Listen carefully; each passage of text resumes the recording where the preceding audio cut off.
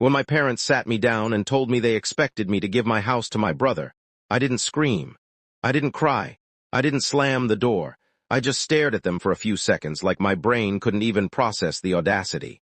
Then I smiled, because in that moment I realized something that changed everything. They didn't see me as a daughter. They saw me as a resource. And once you realize that, it becomes a lot easier to walk away.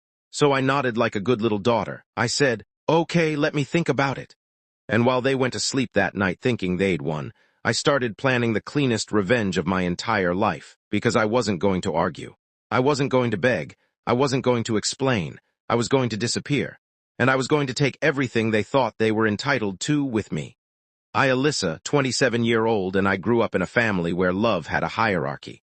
At the top of that hierarchy was my older brother, Brandon. He was the firstborn miracle, the future of the family, the pride of the bloodline. And me, I was just the second kid, the backup, the spare. The one my mother used to call sweet when she needed someone to carry groceries. The one my father called independent when he didn't feel like parenting. Brandon was 3 years older than me, and he didn't even have to try. He got praise for breathing. I got criticized for existing. When Brandon got a B in school, my parents said, "He's doing his best." When I got an A, my mom would squint at my report card and say, "Why not an A?" When Brandon forgot to do chores, it was "boys will be boys." When I forgot, it was, "Alyssa, you're so irresponsible." I still remember this one time. I was 14, and I saved up babysitting money for months to buy myself a used laptop. It wasn't even fancy. It was scratched, the battery barely worked, and the fan sounded like a dying animal. But I was proud of it. I came home with it, and I was so excited I almost cried. I set it on the kitchen table and said, "Look, I bought it myself." My mom didn't even look up from stirring soup. She just said, "That's nice."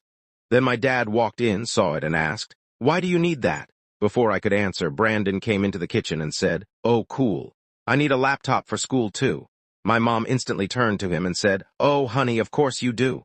Then she looked at me and said, "Alyssa, you should share. He needs it more." I remember blinking at her like she was joking. And my dad said, "Don't be selfish. Family helps family." And that was it. That laptop I worked for became the family laptop, which meant Brandon used it, broke it, and I never touched it again. That was my childhood in one story. Every time I had something, it became Brandon's. Every time I achieved something, it became expected. And every time Brandon failed, it became my job to make it easier for him. Brandon grew into exactly the kind of man you'd expect. Entitled, lazy, confident for no reason. The type who could spill coffee on your shirt and somehow make you apologize. He never kept a job for more than a year. He always had a reason. His boss was toxic. The workplace was unfair. They didn't recognize his potential. My parents believed every word. They'd sit at the dinner table shaking their heads like Brandon was some misunderstood genius. My mom would say, "People are jealous of you, Brandon." And Brandon would nod like, "Yeah, they are." Meanwhile, I worked my way through college, scholarships, part-time jobs, internships. I didn't have the luxury of quitting because my feelings were hurt. I got a degree in marketing and communications. I landed a job at a mid-size firm, and I started building my life, quietly, without asking anyone for help. Because I knew the moment I asked my parents for anything, it would come with strings, and those strings would always lead back to Brandon. So I did it myself. And for the first time in my life, I started to feel something unfamiliar. Freedom. At 25, I did something my family never expected. I bought a house. Not a mansion, not some Instagram influencer dream home, just a small 2-bedroom house in a quiet neighborhood. But it was mine. Mine. The first thing I ever owned that no one could take. The day I got the keys, I stood in the empty living room and just stared at the walls. The silence felt like peace. No shouting, no guilt. No, "Alyssa, go help your brother." Just me in my own space. I painted the kitchen a warm cream color. I put fairy lights in the bedroom. I planted flowers in the front yard even though I had no idea what I was doing. And when my parents visited, I thought maybe this would change something. Maybe they'd finally respect me. Maybe they'd finally see me. But instead, my mother walked through my living room like she was inspecting a hotel room. She ran her fingers across my counter and said, "This is a lot of responsibility for you." Then my father said, "How much did you pay for this?" I told him, and his eyebrows lifted, not in pride, in calculation. Like he was doing math. Brandon was there too, slouched on my couch, wearing shoes on my rug like he owned the place. He looked around and said, "Not bad, kinda small though." Then he smirked and said, "Still better than renting." And I should have seen it then. That look in his eyes, the one that said, I want this. Not because he admired me, because he believed he deserved it. And my parents, they didn't look proud, they looked like I'd just revealed something they could use. That was the first time I felt uneasy. But I ignored it, because I wanted so badly to believe my family could change. I wanted to believe they were just awkward, not cruel, not selfish, not dangerous, but I was wrong. 2 years later, Brandon's life imploded. Again. He'd been living with his girlfriend, some woman named Kayla who looked permanently exhausted, and one day she finally kicked him out. Apparently he hadn't paid rent in months, spent her money on video games, and called it investing in his mental health. So Brandon came crawling back to my parents. And of course they welcomed him like he was a war hero returning home. They gave him his old room back. They cooked his favorite meals. They told everyone how hard he'd been working, even though he literally spent most of his days sleeping until noon. Then one night my mom called me and said, "Come over tomorrow, we need to talk as a family." That phrase always made my stomach tighten. Because as a family never meant love. It meant an ambush, but I went. Because I still had that stupid hope. That tiny part of me that believed I mattered. When I arrived, my parents were sitting at the dining table like they were about to conduct a business meeting. Brandon was there too, leaning back in his chair, arms crossed, wearing a smug expression like he already knew the outcome. My mom smiled too brightly. My dad cleared his throat. And then my mom said something that made my blood run cold. "Alyssa, you know Brandon's been going through a hard time." I stared at her and said, "Okay." My dad leaned forward. "We've been discussing solutions." Brandon smirked. My mom continued, "Brandon needs stability. He needs a place of his own to get back on his feet." I blinked. Then my dad said, casually like he was asking me to pass the salt, "You have that house, you're doing well, you don't need it as much." My brain froze. I said, "What are you talking about?" My mother clasped her hands together. "We think it would be best if you let Brandon have your house."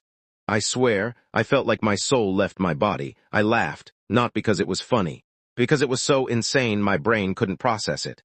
"You want me to give him my house?" Brandon finally spoke, like he was granting me the honor of being useful. "It's not like you're married or anything. You don't need all that space." My dad nodded. "It's the logical thing to do." My mom added, "You can always stay here for a while until you figure something out." I stared at them. I wanted to scream. I wanted to throw something. But the craziest part? They looked genuinely confused that I wasn't immediately agreeing. Like my refusal would be selfish. Like my house was already theirs in their minds. I slowly asked, "And what happens to me?" My mother waved her hand dismissively. "You'll be fine, you're independent, you always manage." That sentence hit me like a slap, because it was the truth. They'd been relying on me to manage my entire life, because Brandon never had to. I looked at my dad and said, "I paid for that house, I worked for it, I pay the mortgage." And my dad's face hardened. "Alyssa, family shares. You've always been so good at helping. Don't start acting selfish now." Brandon laughed under his breath, and then he said the line that made something inside me snap. "You've had your little house long enough, it's my turn." My turn. Like my life was a toy, like my hard work was a rental, like my home was a chair and musical chairs and the music had stopped. I sat there, staring at them, and suddenly everything became clear. They weren't asking, they were informing. They expected me to hand over my keys, my deed, my entire life, because Brandon wanted it, and because I was the backup child. The spare. The one who existed to fill in the gaps. I could have argued, I could have begged them to see reason. But I knew something deep down, they would never see me, not really, not as a person, only as a tool, so instead I took a slow breath, and I said something that shocked even me. "Okay." Their faces lit up instantly. My mom smiled like she'd just won a prize. My dad relaxed. Brandon leaned forward. "You serious?" I nodded. "I'll think about it. I just need a little time to figure out the details." My mom reached across the table and squeezed my hand. "I knew you'd do the right thing." I forced a smile. Inside, I was numb, because I wasn't thinking about giving Brandon my house. I was thinking about leaving them all behind, forever. That night I went home, locked my door, and leaned against it like I was holding back a flood. My hands were shaking. I walked through my living room, my kitchen, my bedroom. Every corner of that house was something I earned. Every wall was painted with my effort. Every piece of furniture was bought with my overtime, and my family wanted to take it like it was nothing. I sat on my couch and stared at the ceiling for almost an hour. Then I did something I'd never done before. I opened my laptop and typed, "Jobs in Chicago Marketing Communications." Because Chicago was far, Chicago was big. Chicago was a place where my family couldn't just casually show up. And I remembered something. A recruiter had messaged me months ago about a position there. I never responded because it felt scary, because it felt like a life I didn't deserve. But that night, it felt like salvation, so I emailed the recruiter back. I didn't even overthink it. I just wrote, "Hi, I'm interested. Are you still hiring?" Then I stared at the screen. My heart was pounding. I felt like I was doing something illegal, like I was betraying my family. And then I realized they had been betraying me my whole life, so I kept going. The next morning, I called a real estate agent, a woman named Denise. She sounded professional, sharp, and kind. She asked, "What's making you want to sell?" And I almost laughed, because if I told her the truth, she'd think I was making it up. So I just said, "I need a fresh start." And Denise said, "I get it, let's get you a good price."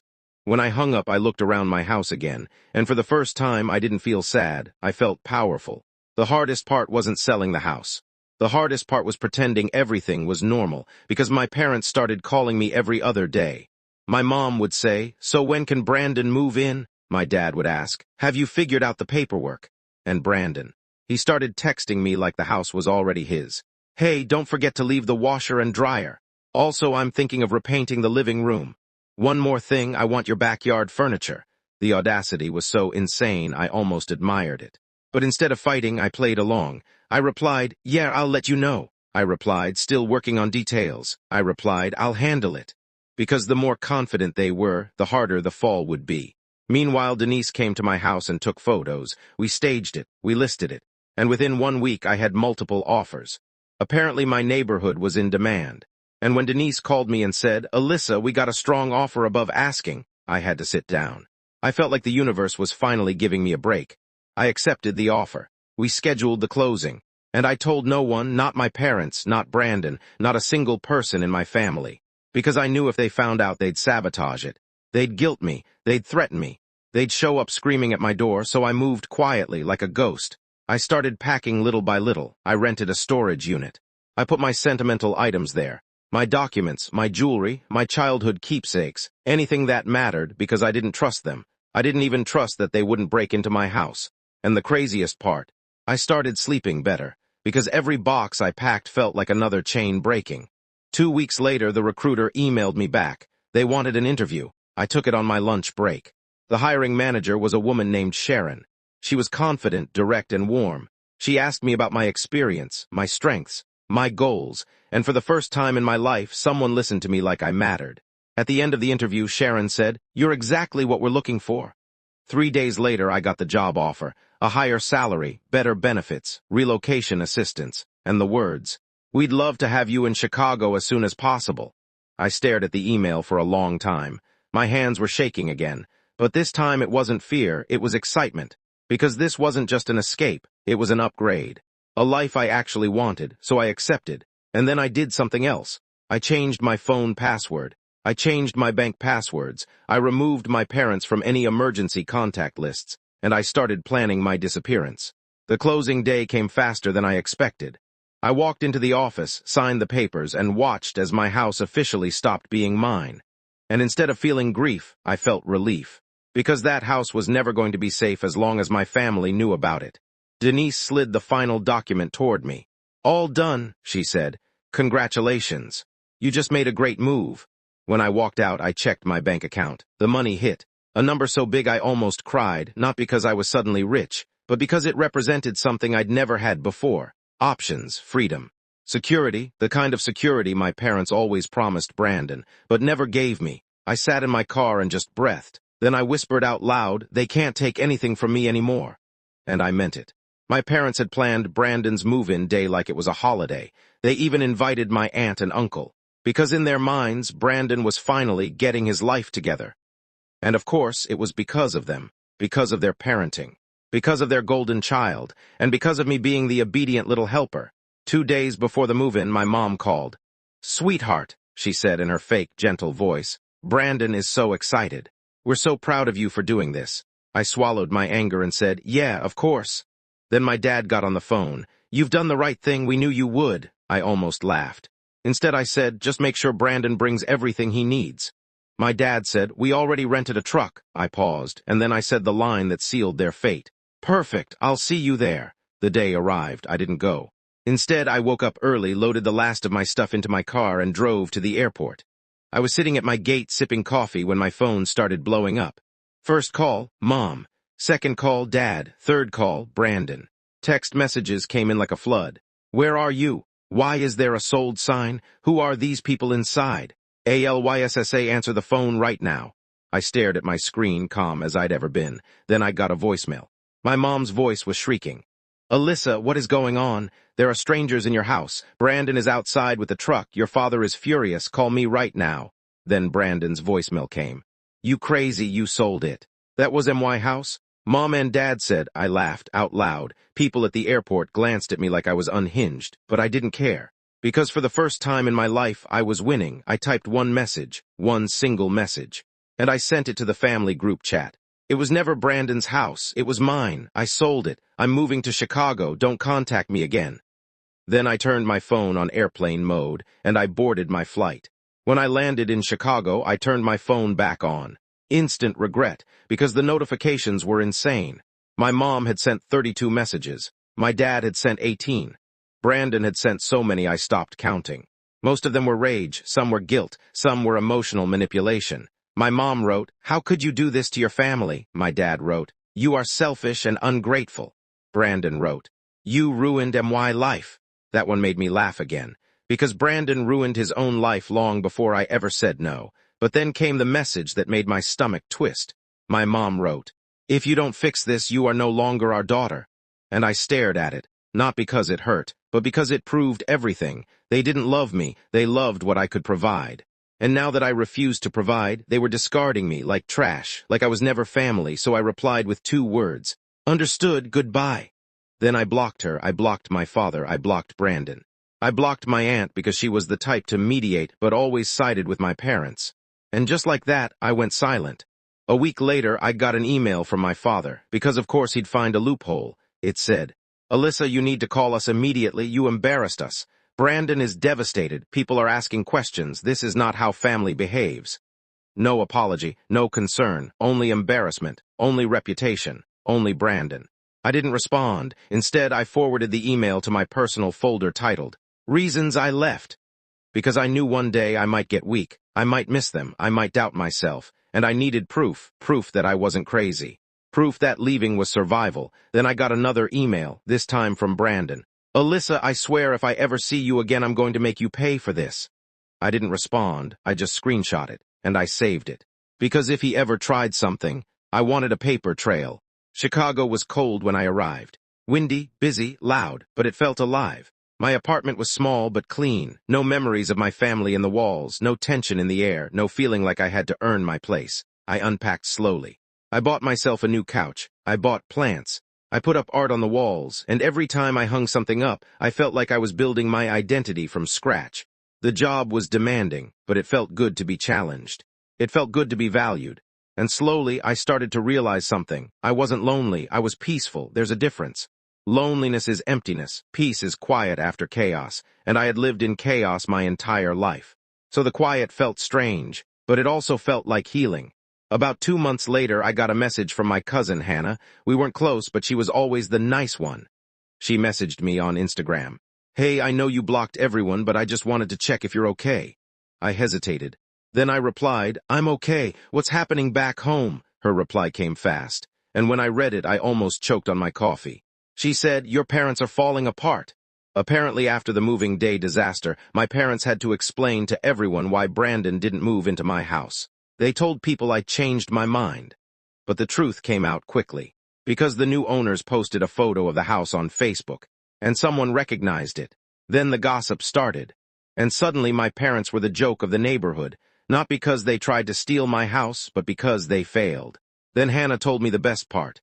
Brandon got so angry he punched a hole in my parents' wall. Then he refused to pay rent. Then he started stealing my dad's credit card. And one day my dad finally snapped and yelled at him. And Brandon yelled back, "This is your fault, you promised me that house." And my mom cried, and my dad said, "We can't afford to keep supporting you." And Brandon replied, "Then what's the point of having parents?" That line made my stomach turn, because it sounded exactly like something my parents would say to me. The entitlement, the expectation, the belief that love equals access. Hannah told me my parents were now struggling financially because they'd taken loans to help Brandon start a business. A business that didn't exist. They were drowning in debt. And Brandon, he was still unemployed, still blaming everyone else, still refusing to take responsibility. And suddenly, I realized something.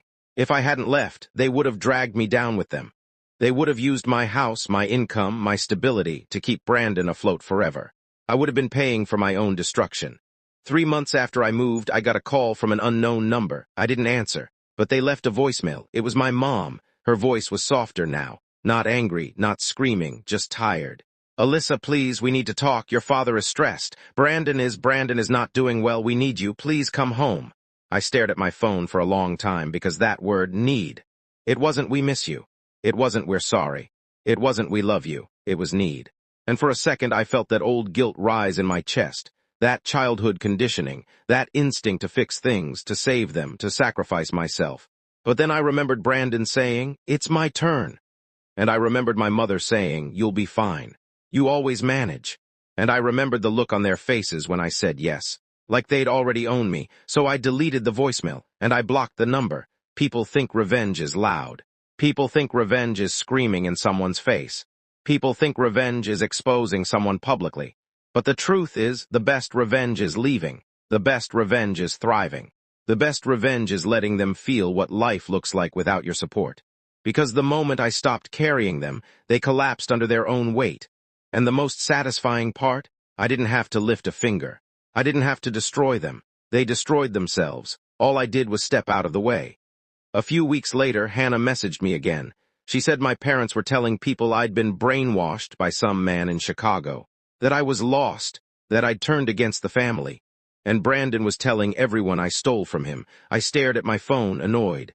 Then I did something I hadn't planned to do. I unblocked my mother for 5 minutes. And I sent one message, one final message. "I didn't abandon you. You abandoned me my entire life. I was never your daughter. I was your backup plan. Brandon can be your priority forever, but I won't be your sacrifice anymore. Do not contact me again."